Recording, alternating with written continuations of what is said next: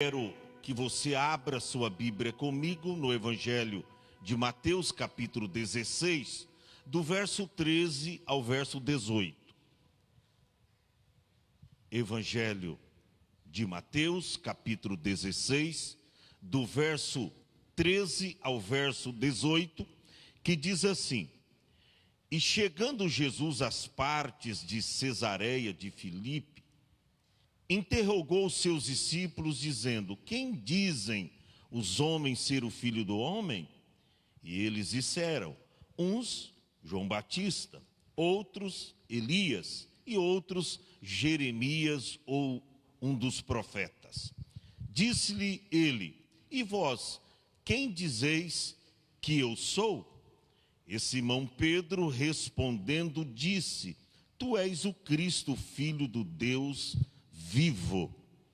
Versículo de número 17 e 18. E Jesus respondendo disse-lhe: Bem-aventurado és tu, Simão Barjonas, que não foi carne e sangue que te revelou, mas meu Pai que está nos céus. Pois também te digo que tu és Pedro, e sobre esta pedra edificarei a minha igreja, e as portas do inferno não prevalecerão contra ela. No mesmo Evangelho de Mateus, capítulo de número 26, muda aí as páginas, capítulo de número 26, do versículo 69 até o versículo de número 75.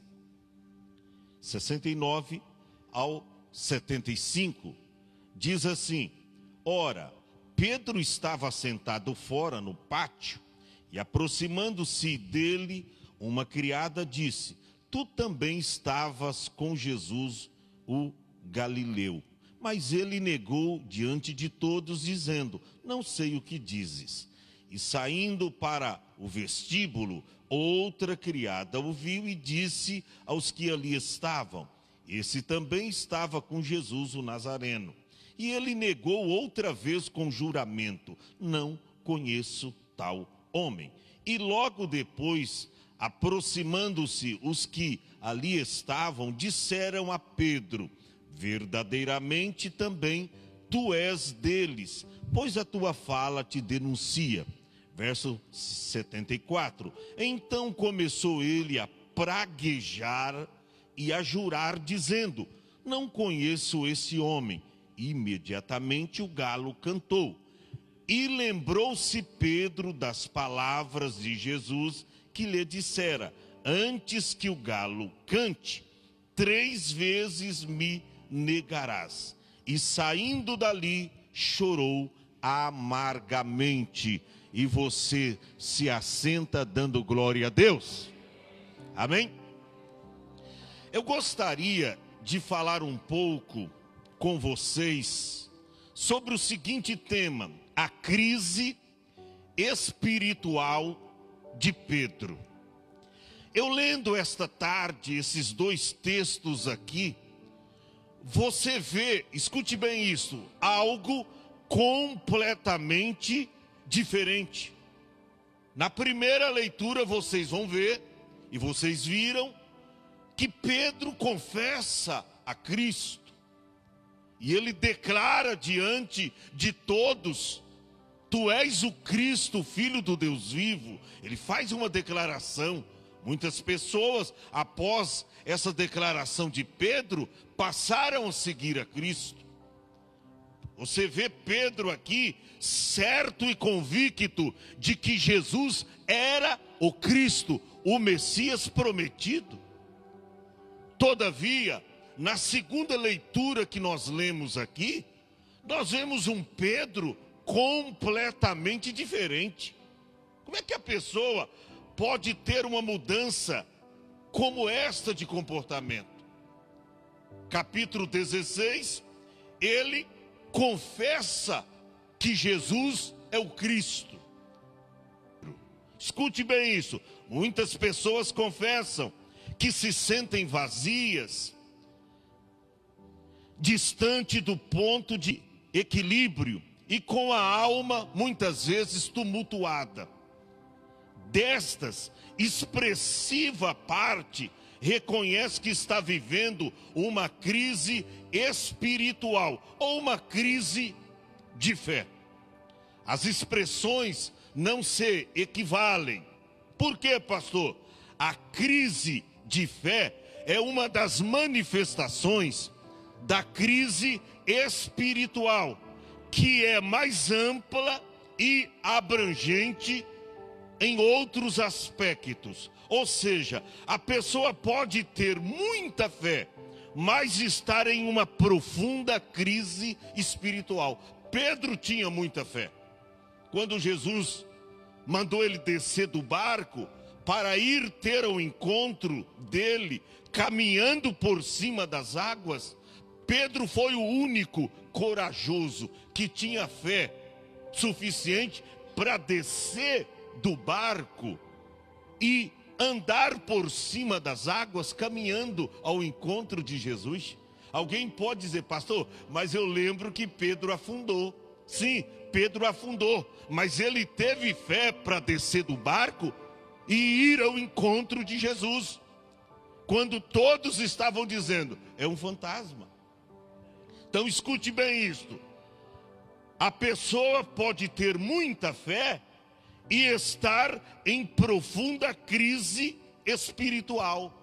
Nós vemos nesses textos que de antemão Jesus já havia dito, todos vós nesta noite vos escandalizareis em mim, porque está escrito, ferirei o pastor e as ovelhas do rebanho se dispersarão. Está lá em Mateus capítulo 26, versículo de número 31. Jesus já de antemão havia avisado. Ele diz, esta noite todos vós escandalizareis em mim. Porque está escrito, ferirei o pastor e todas as ovelhas do rebanho, elas vão se dispersar. Mas Pedro, quando Jesus falou isso, irmão, Pedro, ele diz que não. Respondendo Pedro disse, ainda que todos se escandalizem, eu não me escandalizarei. Aí Jesus olha para Pedro e diz, em verdade te digo que nesta mesma noite, antes que o galo cante, 3 vezes me negará. Interessante é que quando Jesus falou isso, Pedro responde, ainda que seja necessário morrer contigo, não te negarei. E a Bíblia diz que todos os discípulos disseram a mesma coisa. Eu estava estudando um relato do evangelista Marcos. Ele é mais contundente. Veja o que Marcos escreveu no capítulo 14, versículo de número 31. Olha o que ele diz. Ainda que me seja necessário morrer contigo, de modo nenhum te negarei. Ou seja, a gente vê um Pedro aí completamente convicto. Ele diz, não, o Senhor é o Cristo, o Filho do Deus vivo. Eu não quero abrir mão do Senhor. E ele cheio daquela convicção. Todavia, quando veio o momento em que Cristo ia morrer na cruz, e havia ali uma perseguição acirrada, não só ao Senhor Jesus, mas também aos seus seguidores, os seus discípulos. Foi o momento que a fé de cada um fora testada. Sabe quando você vai ser conhecido e reconhecido como um seguidor fiel de Cristo? Não é quando tudo estiver bem, a despensa está abarrotada, cheia de alimento, você tem saúde para dar e vender, os seus negócios estão fluindo, tudo perfeitamente bem, as coisas estão indo de vento em popa para a sua vida, sua família é maravilhosa, todo mundo com saúde, ninguém com problema familiar, é uma bênção. Mas não é aí que você é conhecido como um seguidor fiel de Cristo. Pastor, mas quando eu sou conhecido e reconhecido como seguidor fiel de Cristo? Quando vem a crise, quando vem o coronavírus, quando vem o problema, quando vem as agruras, quando vem as dificuldades, quando vem as provações. Olha para cá, é quando vem os dias maus que a minha e a tua fé é testada. Porque dá glória a Deus, Carlos, na igreja, quando tudo está bem, é fácil. Vir para a igreja com a família, quando tudo está bem, é fácil. Mas quando o vento assopra ao contrário na nossa vida, é aí que a nossa fidelidade a Deus entra em xeque. É aí que você é provado. Todo mundo conhecia Jó, mas o diabo duvidava que no momento da prova, da enfermidade e da perda total dos seus bens, ele blasfemaria do seu Deus. Mas no momento cruciante, quando Satanás estava ali por perto, quer ver? A mulher está se aproximando dele, ele vai blasfemar, e ela chega e diz: ô Jó, aonde está o teu Deus? Equivale dizer que nesse momento ela já tinha abrido mão de Deus. Ela não diz aonde está o nosso Deus, está escrito, ela disse aonde está o teu Deus. Ou seja, ele não é mais o meu Deus, porque ele falhou comigo, ele fez a gente perder tudo. Então, aonde está o teu Deus? Aquele que você fala nele todos os dias. Nossos filhos morreram, Jó, e todas as nossas criações estão mortas. E você fica aí, assentado no meio das cinzas, raspando as suas feridas com um pedaço de telha. Ó Jó, faz o seguinte, amaldiçoa o seu Deus e morre, homem. Amaldiçoa o teu Deus e morre. Ou seja, é nesta hora que eu e você, nós somos provados pelo Senhor. E quando eu vejo aqui Pedro, na primeira leitura, ele confessando o nome de Jesus, dizendo que vai segui-lo e que é o Cristo, o Filho do Deus vivo.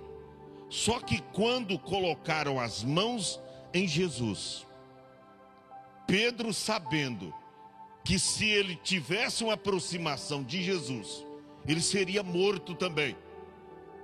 Aí ele começa a seguir Jesus de longe. E o que me chama a atenção aqui, irmão, que quando Pedro, ele diz que jamais ia negar a Cristo, Jesus olha bem para Pedro e diz: Simão, Simão, eis que Satanás vos pediu para cirindar como trigo, mas eu roguei o Pai por ti, para que a sua fé não desfaleça. E olha, Pedro, quando você se converteres, confirma isto aos teus irmãos. Pedro, ele se achava autossuficiente. Ele diz: não, eu não vou negar a Cristo de jeito nenhum, ainda que me matem, eu não vou negar. E os discípulos disseram a mesma coisa, mas foi só os soldados romanos colocarem as mãos em Jesus no horto do Getsêmani, que os discípulos se mandaram. Cadê aquela fé? Cadê aquela fidelidade que eles haviam assumido de seguir a Cristo? É por isso, irmão, que a gente sempre tem que estar em oração, porque vem para a gente o dia mau. Sabe aquele dia que você já nem amanhece direito e chega uma notícia má? Fulano de tal, seu parente ou da sua família se acidentou. Mas o que estava fazendo? Foi zanzar por aí? Não, foi para o trabalho. Foi trabalhar, ganhar o seu pão de cada dia. Acidentou-se. E aí vem uma e outra notícia, uma atrás da outra, sempre ruim, sempre mais forte, como veio para Jó. Mas quando você é fiel no Deus que você serve, você sabe que com Deus há sempre o final feliz. Você prefere confiar no Senhor. Você prefere não abrir mão do seu Deus. E quando eu leio esse texto aqui, eu vejo Pedro completamente vivendo uma crise espiritual. Ele estava em crise de fé. Ele estava aqui em crise de fé. Interessante que quem cometeu o maior pecado entre Pedro e Judas Iscariotes, quando você estuda a história, eu penso que foi Pedro. Poxa, Pedro negou Jesus 3 vezes. Judas se corrompeu por causa do dinheiro, vendeu Jesus por 30 moedas de prata. Mas se você fazer uma avaliação, você vai ver que o pecado de Pedro, o que ele já havia dito lá atrás, que Cristo era o Filho do Deus vivente, e Jesus de antemão havia avisado a Pedro, antes que o galo cante, 3 vezes, irmão, ele foi avisado. Ele foi avisado. Judas, o caso dele é que Judas tinha uma atração muito grande por dinheiro, era um avarento e era tesoureiro. Hoje seria o ministro da fazenda. Quantos pastores estão aí se perdendo por causa do dinheiro? Eu disse aqui que tem pastores que antes de entrar na política eram homens de Deus, foram entrar na política, se corromperam. E sabe por que se corromperam? Dinheiro. Tem pastores se corrompendo por causa do dinheiro, porque está amando o dinheiro. E Paulo escreveu dizendo que o amor ao dinheiro é a raiz de todas as espécies de males. E nessa cobiça muitos se desviam da fé. Por quê? Amor ao dinheiro. Judas, o Iscariote, se perdeu assim, amor ao dinheiro. Agora Pedro foi avisado, mas mesmo assim ele negou 1, 2, 3 vezes a Cristo. Mas o que eu entendo aqui, irmão, é que mesmo assim Jesus não abriu mão de Pedro. Aleluia. Olha para cá, você pensa que se Judas estivesse arrependido, como Pedro se arrependeu, ele teria sido salvo. Houve uma diferença. Quando Judas pegou as moedas novamente lá no palácio do sumo sacerdote, e ele diz: olha, eu traí o sangue inocente, eu não quero essas moedas. Aí os sacerdotes disseram: nós não vamos pegar essas moedas que ele jogou no chão e colocá-las novamente no cofre. Isso aí é preço de sangue, de maldição. Vamos comprar um campo com esse valor e vamos colocar lá um nome. Aí a Bíblia diz, saiu de lá e foi se enforcar. Uma tradução diz que ele desceu-se a um despenhadeiro e se arrebentou todo lá. Enfim, ele foi dar cabo à sua própria vida. Com Pedro não foi assim. Pedro reconheceu que havia falhado. Por quê? Porque Pedro estava vivendo uma crise de fé. E quando você lê Pedro, quando eles prendem Jesus no horto do Getsêmani, Pedro começa a seguir Jesus de longe. Você vê, só bastou ouvir a luta que Pedro mudou de comportamento.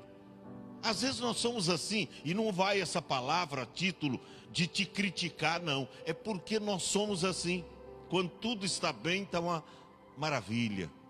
Está firme na igreja, mas bastou vir uma luta, uma dificuldade, que você vai abrindo mão do seu Deus, que você vai titubeando na fé, você vai deixando de orar, quando deveria orar muito mais agora, porque está vivendo uma crise. Você abre mão da oração, você abre mão de estar nos cultos.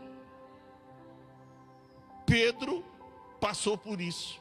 quando prenderam Jesus no horto do Getsêmani, diz lá em Lucas capítulo 22, versículo 54, que Pedro começou a seguir Jesus de longe.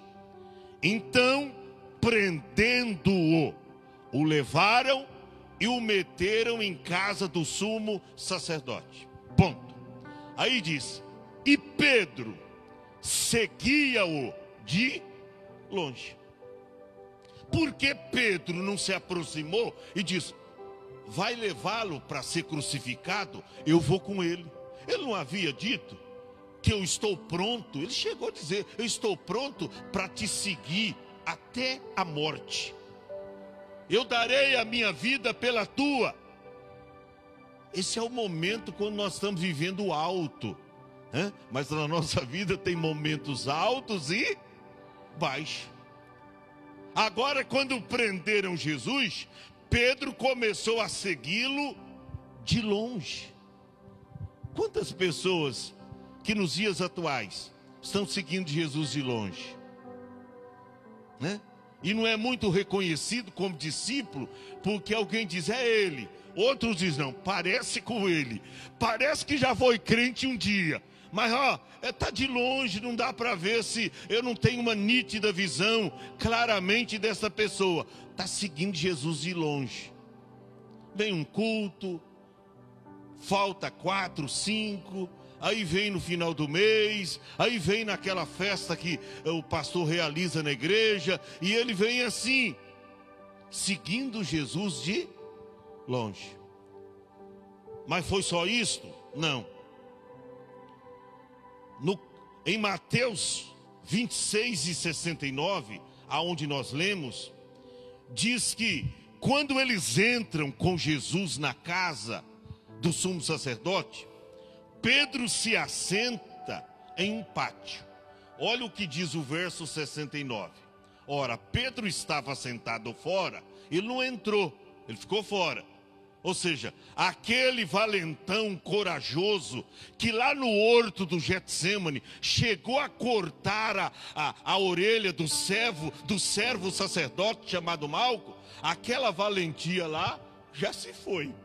Ele já não estava mais com aquela valentia, com aquela coragem. Aí, quando prenderam Jesus, ele foi seguindo assim de longe, de longe, de longe. Aí, quando eles entraram com Cristo na casa do sumo sacerdote, era o palácio, ele senta lá fora no pátio, e a Bíblia diz, e aproximando-se dele, uma o quê?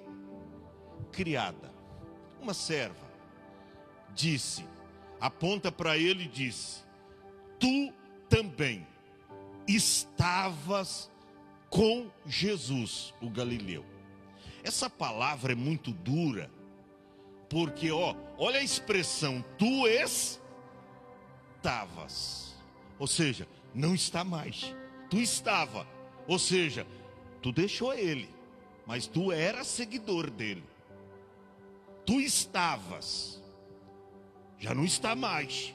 Por isso que a gente precisa tomar muito cuidado, porque em Romanos capítulo 8, verso 1, Romanos 8, verso 1, está escrito que nenhuma condenação há para os que estavam, para os que estavam, para os que estão, não é para os que estavam. Olha a palavra da criada para Pedro, tu estavas. Aí diz, nenhuma condenação há para os que estão, não é para os que estavam. Essa palavra de Deus é para você.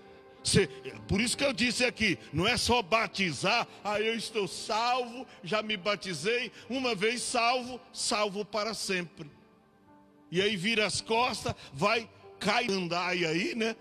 Agora vem carnaval, né? Diz que vai voltar com tudo, final de ano, e ele enfia a cara aí nas coisas erradas. Estou salvo mesmo, me batizei, na igreja estou salvo. Nananina não. Não tem condenação para aqueles que estão em Cristo Jesus, que não andam segundo a carne, mas andam segundo o Espírito. Não tem condenação. Essa palavra, eu acredito, Thaís, que foi muito pesarosa para Pedro.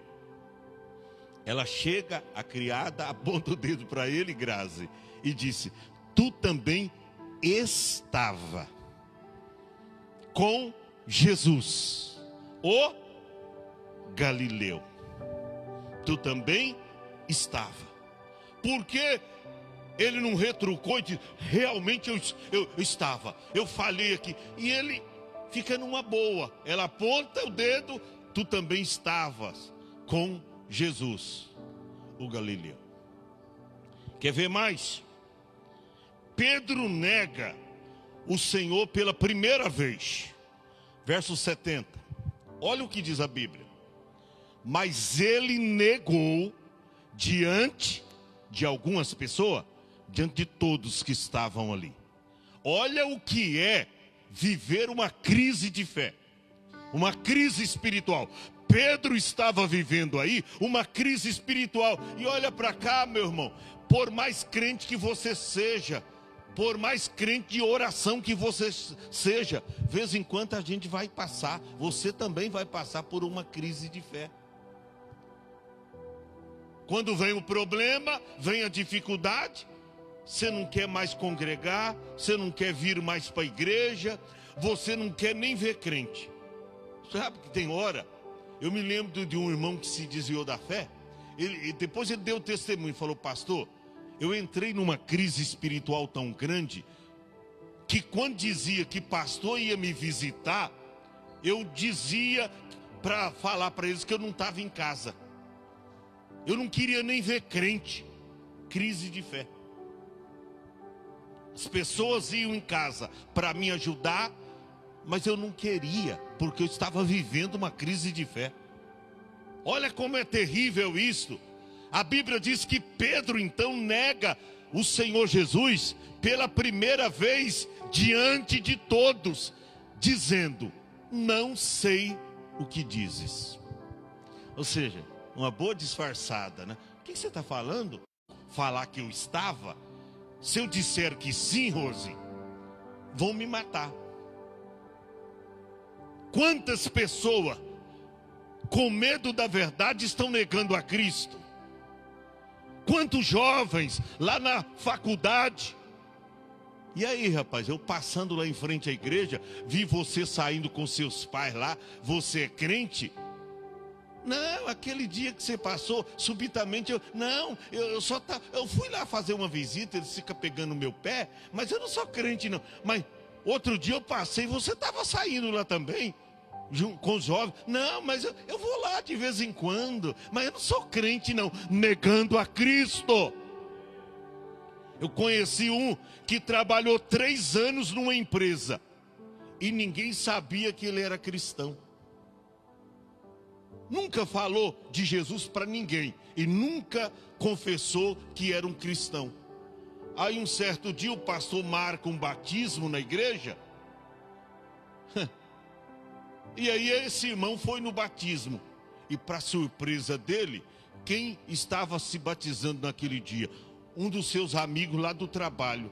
Aí depois que batizou, aquele amigo veio até ele todo molhado, que ainda estava com a capa do batismo, abraçou ele todo molhado, e ele meio esquisito ali. E o que batizou disse: rapaz, mas você nunca falou, nós trabalhamos lá tanto tempo na empresa, você nunca me disse que era crente? Que vergonha, que vergonha. Tinha medo, vergonha de abrir a boca para falar que era um cristão. Olha, Pedro aqui pratica o seu primeiro pecado. Ele diz: olha, eu não sei o que dizes. Pastor, ficou por aqui só? Não. Pedro é reconhecido pela segunda vez, verso 71. E saindo para o vestíbulo, ou seja, ele ficou tão acanhado, tão desajeitado, que ele diz: eu não vou ficar nesse pátio não, eu vou mudar de lugar. Tinha várias repartições ali no palácio do rei. Então ele sai ali do pátio e ele vai até o vestíbulo. Aí o que acontece? uma outra criada, não foi a mesma, ouviu e disse aos que ali estavam. Primeiro a mensagem foi individual. A moça chegou para ele, a criada. Agora não teve escapatória, porque a segunda criada, está escrito, ela viu e disse aos que ali estavam. Esse também estava com Jesus, o Nazareno. Isso é forte, irmão. Isso é forte. Porque Pedro não confessou. Realmente, eu estava, mas ele está preso lá. Ele vai ser morto. Ele vai subir até o Calvário. Ele vai morrer por mim, por todos nós. E eu estou aqui, eu não sei o que eu faço. Mas ele teve uma outra atitude. É tão contundente esse versículo, porque a segunda criada chega para ele e diz para todos os que ali estavam: tu também estava com Jesus, o Nazareno. Tu também estava com ele. Ou seja, tu faz parte do seu grupo, do grupo dele. E olha a resposta de Pedro no verso 72. E ele negou outra vez, agora a segunda, pastor. Negou a segunda vez, com juramento. O que é negar com juramento? Eu juro por Deus que eu não conheço tal pessoa. Eu juro por Deus. Eu juro que poderia alguma coisa me acontecer aqui. Eu não conheço esse homem. Irmão, Pedro andou com Jesus, viu os milagres que Jesus operou, viu a multiplicação. Pedro era pescador profissional. Foi ele que recebeu de Jesus a ordem: vai até o mar alto, lança sua rede para pescar. Senhor, mas a gente trabalhou a noite inteira, nós não apanhamos nada, mas sobre a tua palavra lançarei a rede. Aí foi lá, irmão, o barco veio cheio de peixes.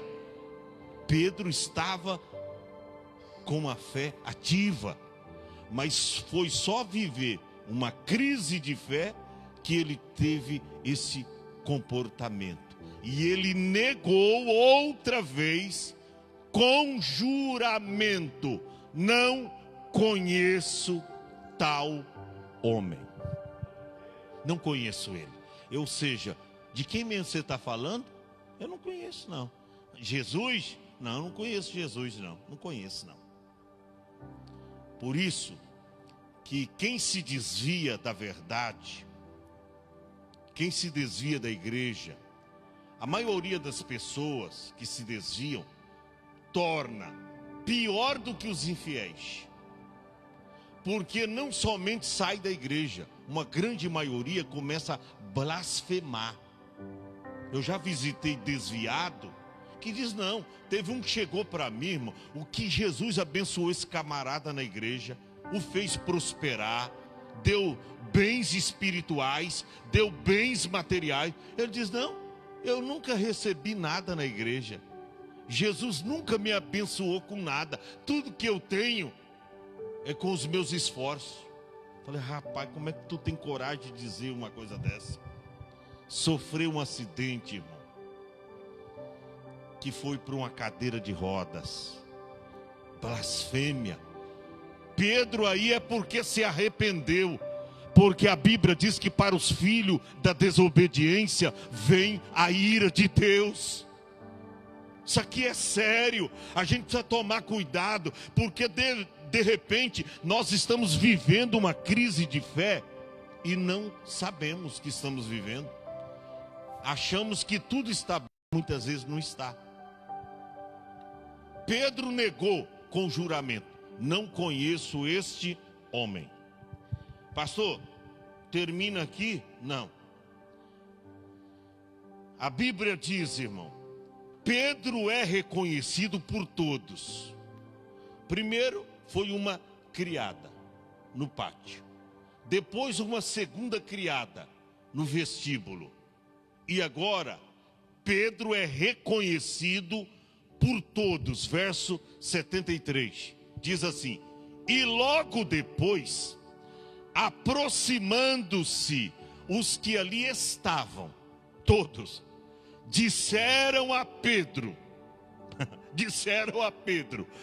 verdadeiramente. Ou seja, isso que nós estamos falando é verdade. Não tem escapatória para você. Verdadeiramente, também tu és deles, pois a tua fala te denuncia.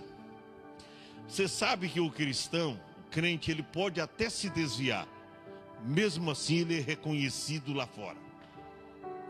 Estava conversando com um, ele estava meio bêbado. Mano, eles, sem querer, eles se entregam, começa a falar de Jesus. Ele sabe que é errado, começa a falar. Não tem jeito, irmão. Você olha, rapaz, você já foi da igreja? Eu já fui da igreja, estou aqui desviadão. Não tem jeito, irmão. Não tem jeito. Morre lá, ex-fulano de tal, ex-pastor caiu. Está lá, caído, mas conhece a verdade. Não tem como ocultar essa verdade. Quando Pedro achou que estava tranquilo ali, porque ele conseguiu se desviar da primeira criada e da segunda. Aí chega todo mundo para ele. Chega todo mundo até ele. E diz, verdadeiramente também tu és deles. Pois a tua fala, o teu linguajar, a sua maneira de falar, a sua maneira de agir. Irmão, o crente é conhecido.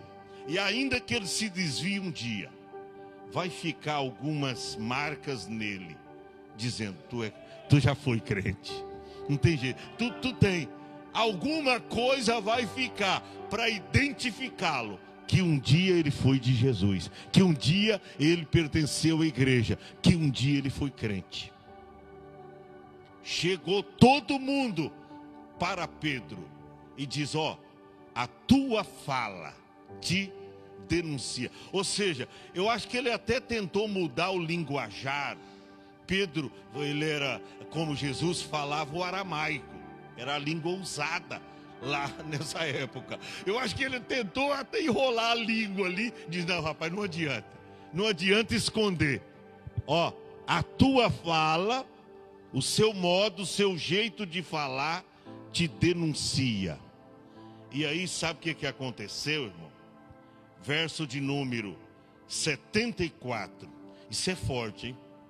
Diz assim: então começou ele a praguejar. Eu estava estudando o dicionário, a diferença de jurar e praguejar. Jurar é quando você faz um juramento, né? No caso de Pedro, ele estava jurando falsamente. Mas praguejar, irmão, sabe o que é praguejar? Você está dizendo que eu sou dele? Se eu sou dele, eu quero que um raio caia na minha cabeça agora que me mate. Eu quero que um raio caia e mata a minha mãe. Ele começou a praguejar. Isso aqui é muito jogar praga. Praguejar é isso, irmão. Ele começou a praguejar e a jurar, dizendo: não conheço este homem. Gente, mas cadê o Pedro do capítulo 16 do Evangelho de Mateus, que confessou Jesus? Irmão, na pessoa de Pedro aqui, eu me vejo. Eu vejo todos nós aqui numa crise espiritual, vivendo uma crise de fé. Quantos ex-pastores estão aí no mundo que pastorearam grandes igrejas no Brasil, hoje estão infelizmente caídos. Sabe por quê? Começaram a viver uma crise de fé e muitos não admitem. Sabe que tem gente que pensa que pastores é super-homens ou semideus. Não tem problema, pastor não tem problema, pastor não tem nenhuma dificuldade. O que, irmão? Se eu puder sentar ou estar me assentado aí atrás, junto com você, e outro está aqui na frente pregando a palavra, eu preferia, irmão. Tamanha a responsabilidade de estar aqui em cima, Pedro entendeu depois tudo isso, porque esse mesmo Pedro que negou Jesus para essas criadas e para as pessoas que ali estavam, você vê ele no capítulo 3 do livro de Atos dos Apóstolos, confessando a Jesus para quase 3.000 almas. Mas ele entendeu que nos momentos vulneráveis da sua vida, ele precisava de Cristo.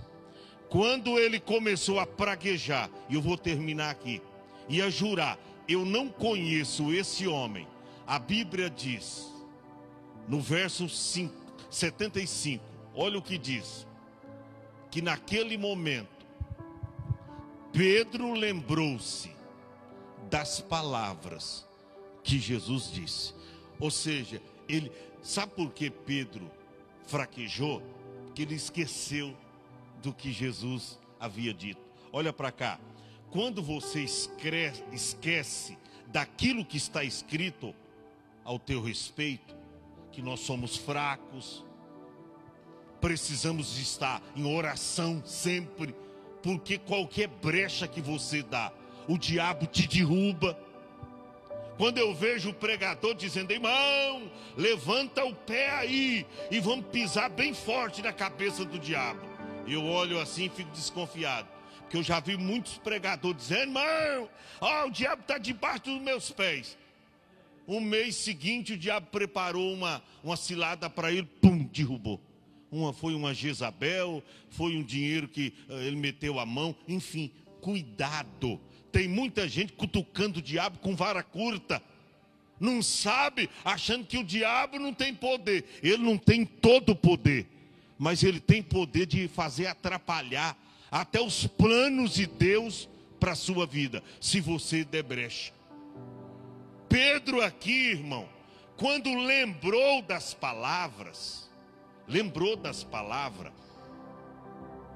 que Jesus lhe dissera, antes que o galo cante, quantas vezes me negarás?